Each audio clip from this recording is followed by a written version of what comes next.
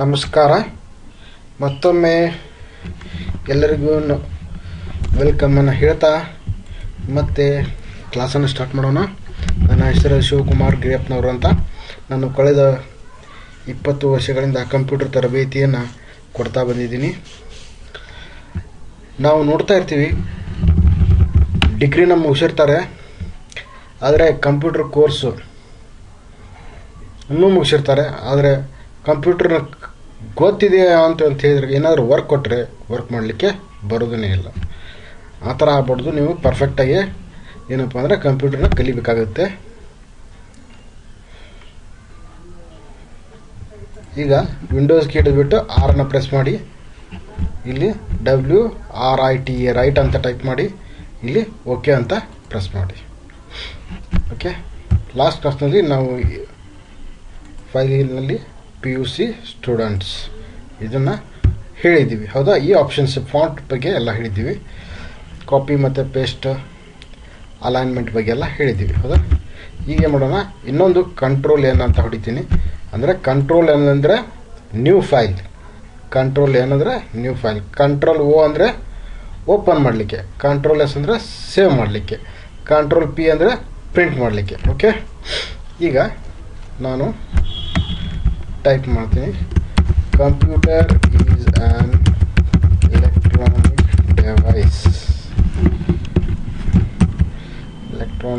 Device.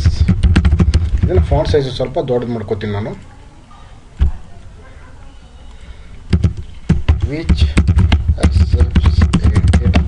ನೀವು paragraph ಕರೆಕ್ಟಾಗಿ alignment ಆಗಬೇಕಪ್ಪ ಅಂದರೆ ನೀವು ಒಂದು ಪ್ಯಾರಾಗ್ರಾಫ್ ಆಗೋ ಮಟ್ಟ ಎಂಟರನ್ನು ಪ್ರೆಸ್ ಮಾಡಲಿಕ್ಕೆ ಹೋಗಬಾರ್ದು. Processes it according to our instructions and gives us meaningful information or result. ಹೌದಾ? ನಾವು ಟೈಪ್ ಮಾಡಿದ್ದೀವಿ. ಇದನ್ನು ನಾನು ಏನು ಮಾಡ್ತೀನಿ ಅಂದರೆ ಕಂಟ್ರೋಲ್ C. ಇದನ್ನು ನೀವು ಸೆಲೆಕ್ಟ್ ಮಾಡಬೇಕಪ್ಪ ಅಂದರೆ ಲೆಫ್ಟ್ ಮೌಸ್ ಬಟನನ್ನು ಪ್ರೆಸ್ ಮಾಡಿ ಹಿಡಿದ್ಬಿಟ್ಟು ಎಲ್ಲಿಂದ ಬೇಕು, ಎಲ್ಲಿಂದ ನಿಮಗೆ ಎಲ್ಲಿ ಮಟ್ಟ ಬೇಕು ಅದನ್ನು ಸೆಲೆಕ್ಟ್ ಮಾಡಬೇಕು. ಫಸ್ಟಿಗೆ ಲೆಫ್ಟ್ ಮೌಸ್ ಬಟನನ್ನು ನಾವು ಮತ್ತು ಮೌಸ್ ಈ ಬ್ಲಿಂಕ್ ಆಗ್ತಾ ಇರೋದಕ್ಕೆ ಮೌಸ್ ಪಾಯಿಂಟರ್ ಕರ್ಸರ್ ಅಂತ ಹೇಳ್ತೀವಿ. ಇದು ಆ್ಯರೋ ಸಿಂಬಲ್ಗೆ ಮೌಸ್ ಪಾಯಿಂಟರ್ ಅಂತ ಹೇಳ್ತೀವಿ. ಎರಡನ್ನೂ ಒಂದೇ ಕಡೆ ಇಟ್ಬಿಟ್ಟು ಲೆಫ್ಟ್ ಮೌಸ್ ಬಟನ್ ಹಿಡಿದ್ಬಿಟ್ಟು ಡ್ರ್ಯಾಗ್ ಮಾಡಬೇಕು, ಆವಾಗ ಸೆಲೆಕ್ಟ್ ಆಗುತ್ತೆ. ನಂತರ ಕಾಪಿ ಅಂತ ಮೇಲೆ ಕ್ಲಿಕ್ ಮಾಡಬೇಕು.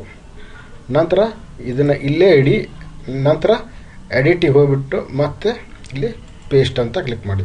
ಇದನ್ನು ನಾನು ಒಂದು ಪ್ಯಾರಾಗ್ರಾಫ್ ಅಂತ ಟ್ರೀಟ್ ಮಾಡ್ತೀನಿ. ಓಕೆ, ಈಗ ಇದನ್ನು ಸೆಲೆಕ್ಟ್ ಮಾಡಿಬಿಟ್ಟು ಏನು ಮಾಡ್ತೀನಿ, ನಾನು ಇಲ್ಲಿ ಜಸ್ಟಿಫೈ ಅಂತ ಕ್ಲಿಕ್ ಮಾಡ್ತೀನಿ. ಹೌದಾ? ರೈಟ್ ಸೈಡ್ ಲೆಫ್ಟ್ ಸೈಡ್ ಯಾವ ಥರ ಇತ್ತು ಅದೇ ಥರ ಲೆಫ್ಟ್ ಸೈಡು ಏನಪ್ಪ ಅಂದರೆ ಕರೆಕ್ಟಾಗಿ ಅಲೈನ್ಮೆಂಟ್ ಆಯಿತು. ಇದಕ್ಕೆ ಜಸ್ಟಿಫಿಕೇಷನ್ ಅಂತ ಕರಿತೀವಿ. ನಾವು ಟೈಪ್ ಮಾಡಬೇಕಾದ್ರೆ ಕರೆಕ್ಟಾಗಿ ನೀಟಾಗಿ ಅಲೈನ್ಮೆಂಟ್ ಮಾಡಬೇಕಂದ್ರೆ ಫಸ್ಟಿಗೆ ನಾವು ಏನಪ್ಪ ಅಂದರೆ ಟೈಪ್ ಮಾಡಬೇಕಾದ್ರೆ ಪ್ಯಾರಾಗ್ರಾಫನ್ನು ಒಂದು ಪ್ಯಾರಾಗ್ರಾಫ್ ಆಗ್ಬಿಟ್ಟು ಎಂಟರನ್ನು ಕೀ ಪ್ರೆಸ್ ಮಾಡಬಾರ್ದು. ಒಂದು ಫಸ್ಟ್ ಇನ್ಸ್ಟ್ರಕ್ಷನ್. ನೆಕ್ಸ್ಟ್ ನೀವು ಜಸ್ಟಿಫೈನ ಮಾಡಬೇಕು. ಗೊತ್ತಾಯ್ತಲ್ಲ? ಇದನ್ನೇ ನಾನು ಏನು ಮಾಡ್ತೀನಿ, ಕಾಪಿ ಅಂತ ಕ್ಲಿಕ್ ಮಾಡ್ತೀನಿ. ನೆಕ್ಸ್ಟ್ ಇದನ್ನು ಆದಮೇಲೆ ಒಂದು ಪ್ಯಾರಾಗ್ರಾಫ್ ಮೇಲೆ ಎಂಟರ್ ಹೊಡಿತೀನಿ, ಮತ್ತು ಪೇಸ್ಟ್ ಮಾಡ್ತೀನಿ. ಗೊತ್ತಾಯ್ತಲ್ಲ? ಈ ಥರ ನೀವು ಡಾಕ್ಯುಮೆಂಟನ್ನು ಟೈಪ್ ಮಾಡಿದ್ದೆ ಈ ಥರ ಕಾಣಿಸ್ಬೇಕು, ಅಂದರೆ ನೀಟಾಗಿ ಅಲೈನ್ಮೆಂಟ್ ಮಾಡಿದ್ದೀರಿ ಅಂತ ಅದರ ಅರ್ಥ. ನೆಕ್ಸ್ಟ್ ಕಂಟ್ರೋಲ್ A ಅಂದರೆ ಸೆಲೆಕ್ಟ್ ಆಲ್ ಆಗುತ್ತೆ, ಡಾಕ್ಯುಮೆಂಟ್ ಸೆಲೆಕ್ಟ್ ಆಲ್ ಆಗುತ್ತೆ. ಇಲ್ಲಿ ಲೈನ್ ಸ್ಪೇಸಿಂಗ್ ಅಂತ ಇದೆ. ಇದು ನಾವು ಇಲ್ಲಿ ಏನಿದೆ 1.0 ಅಂತ ಇದೆ, ಇದನ್ನು ಸೆಲೆಕ್ಟ್ ಮಾಡ್ತೀನಿ. ಇದಕ್ಕೆ ನಾವು ಏನಂತ ಕರಿತೀವಪ್ಪ ಅಂದರೆ ಸಿಂಗಲ್ ಲೈನ್ ಸ್ಪೇಸಿಂಗ್ ಅಂತ ಕರಿತೀವಿ. ಸಿಂಗಲ್ ಲೈನ್ ಸ್ಪೇಸಿಂಗ್ ನಿಮ್ಮ ಟೆಕ್ಸ್ಟ್ ಬುಕ್ಕಲ್ಲೆಲ್ಲ ಇರುತ್ತಲ್ಲ, ಒಂದು ಲೈನ್ ಆದ ಕೂಡ ಗ್ಯಾಪ್ ಇರೋದಿಲ್ಲ, ಇದೇ ಥರ ಕಂಟಿನ್ಯೂಸ್ ಆಗಿ ಇರುತ್ತೆ. ಒಂದು ಪ್ಯಾರಾಗ್ರಾಫ್ ನಡುವೆ ಒಂದು ಸ್ವಲ್ಪ ಗ್ಯಾಪ್ ಇರುತ್ತೆ, ಅದಕ್ಕೆ ನಾವು ಸಿಂಗಲ್ ಲೈನ್ ಸ್ಪೇಸಿಂಗ್ ಅಂತ ಕರಿತೀವಿ. ಅದನ್ನೇ ಇದನ್ನು 1.15 ಅಂದರೆ ಸ್ವಲ್ಪ ಅದರ ನಡುವೆ ಗ್ಯಾಪ್ ಬಿಟ್ಟಿರುತ್ತೆ. ನಾವು ಪ್ರಾಜೆಕ್ಟ್ ವರ್ಕ್ ಅಥವಾ ಥೀಸಿಸ್ ವರ್ಕ್, PhD ವರ್ಕು ಅಥವಾ ಏನಾದರೂ ಯಾರ್ಯಾರು ಲೆಟರ್ ಟೈಪ್ ಮಾಡಬೇಕಾದ್ರೆ ಏನಪ್ಪ ಅಂದರೆ 1.5 ಅಥವಾ ಡಬಲ್ ಲೈನ್ ಸ್ಪೇಸಿಂಗನ್ನು ಇಟ್ಕೊಳ್ಬೇಕು. ಈಗ 1.5 ಇಟ್ಕೊತೀನಿ. ಹೌದಾ? ಈಗ ಒಂದು ಲೈನ್ ಆದ್ಮೇಲೆ ಸ್ವಲ್ಪ ಗ್ಯಾಪ್ ಬಿಡುತ್ತೆ, ಅದನ್ನೇ ನಾವು 2 ಅಂತ ತೊಗೊಂಡ್ರೆ ಸ್ವಲ್ಪ ಇನ್ನೂ ಜಾಸ್ತಿ ಸ್ಪೇಸನ್ನು ಬಿಡುತ್ತೆ. ಈ ಥರ ಇದಕ್ಕೆ ನಾವು ಡಬಲ್ ಲೈನ್ ಸ್ಪೇಸಿಂಗ್ ಅಥವಾ ಇದಕ್ಕೆ 1.5 ಲೈನ್ ಸ್ಪೇಸಿಂಗ್ ಅಂತ ಕರಿತೀವಿ. ಓಕೆ, ನಂತರ ಈಗ ಏನು ಮಾಡ್ತೀನಿ ನಾನು ಅಂದರೆ ಇಲ್ಲಿ 2ನೇ ಪ್ಯಾರಾಗ್ರಾಫ್ನಲ್ಲಿ ಇವನ್ನ ನಮ್ಮ ಕಂಪ್ಯೂಟರ್ ಕೋರ್ಸಸ್ ಅಂತ ಟೈಪ್ ಮಾಡ್ತೀನಿ. ಇಲ್ಲಿ DTP MS Office Tally hardware ಈ ಥರ ಟೈಪ್ ಮಾಡಿದ್ದೀನಿ. ಹೌದಾ, ಇವನ್ನ ನಮಗೆ ಕಂಪ್ಯೂಟರ್ ಕೋರ್ಸನ್ನು ಇಲ್ಲಿ ಬೋಲ್ಡ್ ಮಾಡ್ತೀನಿ, ಇದನ್ನು ಸಿ ಮಾಡ್ತೀನಿ. ಇದು ಕ್ಯಾಪಿಟಲ್ ಸಿ ಮಾಡೋದು, ಸ್ಮಾಲ್ ಮಾಡೋದು, ಫಸ್ಟ್ ಲೆಟರನ್ನು ಇದನ್ನು ಯಾರೂ ನಿಮಗೆ ಹೇಳ್ಕೊಡೋದಿಲ್ಲ, ಆದರೆ ನೀವಾಗಿ ಅದನ್ನು ಕಲಿಬೇಕಾಗುತ್ತೆ. ಫಸ್ಟ್ ಲೆಟರ್ ಯಾವಾಗಿದ್ದರೂ ಫಸ್ಟ್ ಲೆಟರ್ನ ಕ್ಯಾಪಿಟಲ್ ಮಾಡಬೇಕು. ಊರ ಹೆಸರಿದ್ದರೆ, ನೇಮ್ ಹೆಸರಿದ್ದರೆ, ಪ್ಲೇಸ್ ಹೆಸರಿದ್ದರೆ ಕ್ಯಾಪಿಟಲ್ ಲೆಟರ್ ಮಾಡಬೇಕು ಫಸ್ಟ್ ಲೆಟರ್.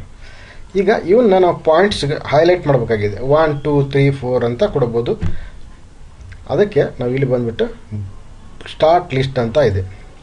ಇಲ್ಲಿ ಬುಲೆಟ್ ಬೇಕಂದರೆ ಬುಲೆಟ್ ಕೊಡ್ಬೋದು, 1 2 3 ಬೇಕಂದ್ರೆ 1 2 3 ಕೊಡ್ಬೋದು. ABC ಅಂದರೆ ABC, small ABC, capital ABC, Roman 1 2 3 ಈ ಥರ ನಾವು ಯಾವ್ದು ಬೇಕಾದನ್ನು ಸಿಲೆಕ್ಟ್ ಮಾಡ್ಕೋಬೋದು.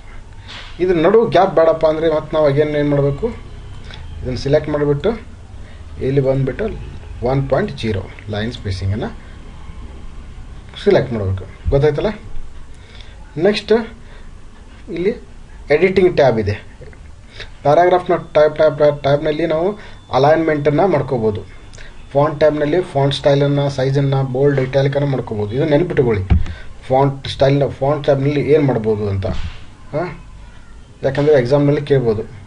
Bold option comes under dash tab ಅಂತ ಕೇಳ್ಬೋದು, ಆವಾಗ ಫಾಂಟ್ ಅಂತ ಬರೀಬೇಕಾಗುತ್ತೆ. Alignment, left alignment comes in dash tab ಅಂತ ಕೇಳ್ತಾರೆ, ಪ್ಯಾರಾಗ್ರಾಫ್ ಟ್ಯಾಬ್ ಅಂತ ಬರೀಬೇಕು. ಬುಲೆಟ್ ಅವ್ರ line spacing comes under dash tab ಅಂತ ಕೇಳಿದ್ರೆ ಪ್ಯಾರಾಗ್ರಾಫ್ ಟ್ಯಾಬ್ ಅಂತ ಬರೀಬೇಕಾಗುತ್ತೆ. ಅಥವಾ ಕಾಪಿ ಆ್ಯಂಡ್ ಪೇಸ್ಟ್ ಅಥವಾ copy comes under dash tab ಅಂದರೆ ಕ್ಲಿಪ್ಬೋರ್ಡ್ ಟ್ಯಾಬ್ ಅಂತ ಬರೀಬೇಕಾಗುತ್ತೆ. ನೆಕ್ಸ್ಟ್ ಫೈಂಡ್ ಮತ್ತು ರಿಪ್ಲೇಸ್. ಫೈಂಡ್ ಅಂದರೆ ನಿಮಗೆ ಲಾಸ್ಟ್ ನೋಟ್ಪ್ಯಾಡ್ನಲ್ಲಿ ಎಲ್ಲ ಕಲ್ತಿದ್ದೀರಿ. ಇಲ್ಲಿ ಕಂಟ್ರೋಲ್ F ಏನು ಹುಡುಕಬೇಕದು, ಕಂಪ್ಯೂಟರ್ನಂಥ ವರ್ಡನ್ನು ಹುಡುಕಬೇಕು. ಇಲ್ಲ ಫೈಂಡ್ ನೆಕ್ಸ್ಟ್. ಹೌದಾ, ತೋರಿಸ್ತಾ ಹೋಗುತ್ತೆ. ಇದನ್ನು ನೀವು ಕಲ್ತಿದ್ದೀರಿ, ಫೈಂಡ್ ನೆಕ್ಸ್ಟ್. ಓಕೆ, ಇದನ್ನು ರಿಪ್ಲೇಸ್, ಇದನ್ನೂ ಕಲ್ತಿದ್ದೀರಿ ನೋಟ್ಪ್ಯಾಡ್ನಲ್ಲಿ. ಕಂಟ್ರೋಲ್ H, ಕಂಪ್ಯೂಟರ್ ಬದಲಿ ಟೆಲಿವಿಷನ್ ಅಂತ ಆಗಬೇಕು. Find next. ಇದು ರಿಪ್ಲೇಸ್ ಅಂದರೆ ರಿಪ್ಲೇಸ್ ಆಗುತ್ತೆ. ರಿಪ್ಲೇಸ್ ಆಲ್ ಅಂದರೆ ಡಾಕ್ಯುಮೆಂಟ್ನಲ್ಲಿ ಎಷ್ಟು ಇರ್ತಾವೋ ಅಷ್ಟು ಏನಪ್ಪ ಅಂದರೆ ಅಟ್ ಎ ಟೈಮ್ ರಿಪ್ಲೇಸ್ ಆಗಿಬಿಡ್ತವೆ. ಓಕೆ, ಟೆಲಿವಿಷನ್ ರಿಪ್ಲೇಸ್ ಆಯಿತು. ಇದನ್ನೇ ಮತ್ತೆ ಅಗೇನ್ ನೀವೇನು ಮಾಡಿ, ಟೆಲಿವಿಷನನ್ನು ಹುಡುಕಿ ಏನು ಮಾಡಿರಿ, ರೇಡಿಯೋ ಅಂತ ಮಾಡಿ, ರಿಪ್ಲೇಸ್ ಆಲ್. ಓಕೆ, ಇದನ್ನು ನೀವು ಪ್ರಾಕ್ಟೀಸ್ ಮಾಡಿ. ಈ ಥರ ನೀವು ಏನಪ್ಪ ಅಂದ್ರೆ ನಾನು ಇದನ್ನು ಯಾವ ರೀತಿ ಟೈಪ್ ಮಾಡಿದ್ನಲ್ಲ ಆ ರೀತಿ ಟೈಪ್ ಮಾಡಿಬಿಟ್ಟು ಅಲೈನ್ಮೆಂಟ್ ಮಾಡಿ, ಇಲ್ಲಿ ಬುಲೆಟ್ಸನ್ನು ಪಾಯಿಂಟ್ಸನ್ನು ಕೊಟ್ಟು, ಲೈನ್ ಸ್ಪೇಸಿಂಗ್, ಸಿಂಗಲ್ ಲೈನ್ ಇದನ್ನು ಒಂದು ಪ್ಯಾರಾಗ್ರಾಫ್ ನಾವು ಏನು ಮಾಡೋಣ, ಸಿಂಗಲ್ ಲೈನ್ ಸ್ಪೇಸಿಂಗ್ ಅಂತ ಮಾಡ್ಕೋಣ. ಸಿಂಗಲ್ ಲೈನ್ ಸ್ಪೇಸಿಂಗ್ ಮಾಡಿ ನೋಡ್ಕೊಳ್ರಿ. ಮತ್ತು ಸ್ಟೈಲ್, ಲೆಟರ್ ಸ್ಟೈಲ್ ಚೇಂಜ್ ಮಾಡಿ.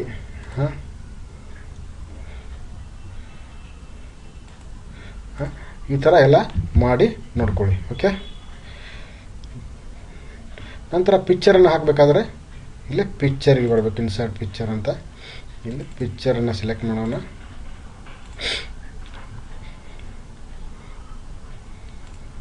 ನಂತರ ಈ ಪಿಕ್ಚರನ್ನು ಸೆಲೆಕ್ಟ್ ಸ್ಮಾಲ್ ಮಾಡ್ಕೋಬೇಕಪ್ಪ, ಸಣ್ಣದು ಮಾಡ್ಕೋಬೇಕಂದ್ರೆ ಇಲ್ಲಿ ಸ್ಕ್ವೇರ್ ಹ್ಯಾಂಡಲ್ಸ್ ಬಂದಿರ್ತವೆ, ಅದನ್ನು ಹಿಡಿದುಬಿಟ್ಟು ನೀವು ಇಲ್ಲಿ ಫಾಂಟ್ ಸೈಜ್, ಇದನ್ನು ಪಿಕ್ಚರ್ ಸೈಜನ್ನು ಕಡಿಮೆ ಮಾಡ್ಕೋಬೋದು.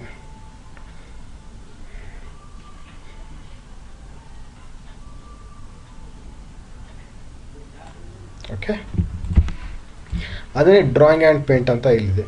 ಡ್ರಾಯಿಂಗ್ ಆ್ಯಂಡ್ ಪೇಂಟ್ ಅಂದರೆ ನೀವು ಡ್ರಾಯಿಂಗ್ನಲ್ಲಿ MS ಪೇಂಟ್ನಲ್ಲಿ ಡ್ರಾಯಿಂಗ್ ಮಾಡಿಬಿಟ್ಟು ಈ ಡ್ರಾಯಿಂಗನ್ನು ನೀವು ಅಲ್ಲಿ ತಗೊಳ್ಬೇಕು ಅಂತ ಹೇಳಿದರೆ ಸೇವ್ ಮಾಡ್ತೀರಾ. ಕ್ಲೋಸ್ ಮಾಡೋಣ.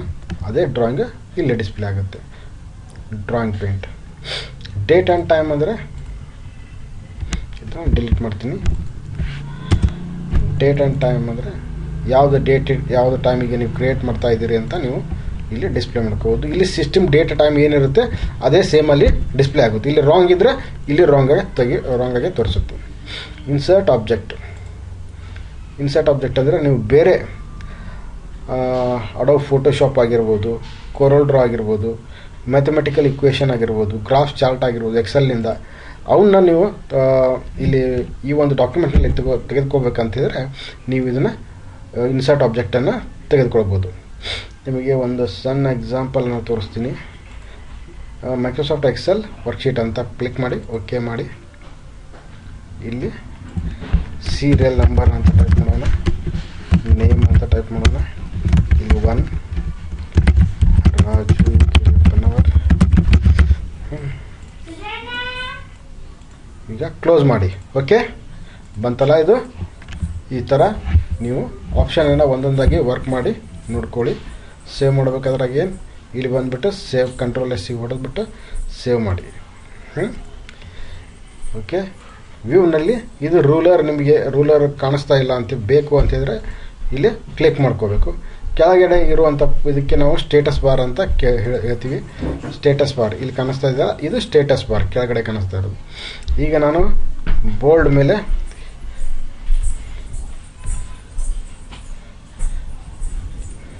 ಸ್ಟೇಟಸ್ ಬಾರ್ ನಮಗೆ ಏನು ತೋರಿಸುತ್ತೆ ಅಂದರೆ ಯಾವ ಆಪ್ಷನ್ನ ನಾವು ಸೆಲೆಕ್ಟ್ ಮಾಡ್ತೀವಲ್ಲ ಅದ್ರ ಬಗ್ಗೆ ಡಿಸ್ಪ್ಲೇ ಮಾಡುತ್ತೆ.